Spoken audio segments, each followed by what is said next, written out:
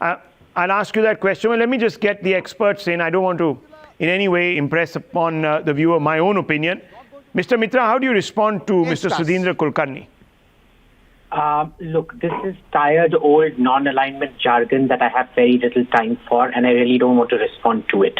What I do, excuse me, what I do want to draw our viewers' attention to is for all this noble talk of vaccines.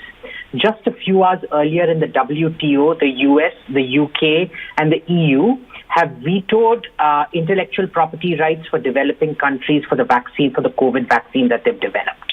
All right. This is the kind of regular duplicity that we're beginning to see from the Biden administration, and the list is very long. If you'll just give me 2 minutes. Climate change, remember, it was Obama was the one that floated this concept of a China-USA G2, and they completely cut us out of that agreement. And when we asked for the same agreement China got, and remember, Biden was vice president then, they said no to India. All right.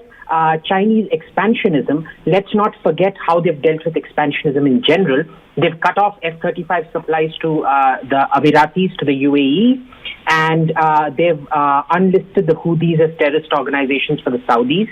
Again, when Biden was vice president, if you remember Japan's own simmering dispute with China over the Senkaku Islands, the Americans implied that because the Senkakus were disputed, the Mutual Defense Pact would not apply to them.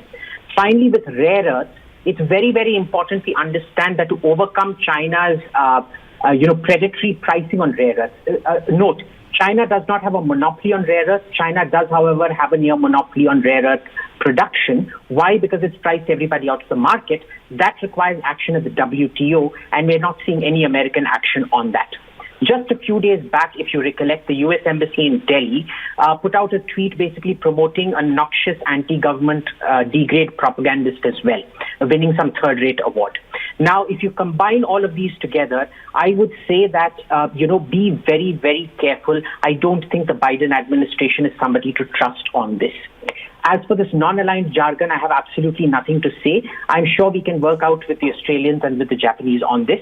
But remember, China is much, much bigger our size. All right? All policy requires carrots and sticks.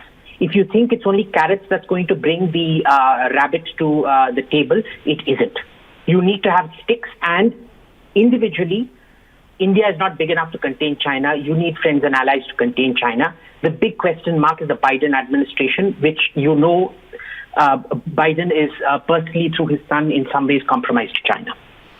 Okay, so you are in favor of allying with other countries that might have an interest in containing China. That's some parts. Of course, no country can be trusted.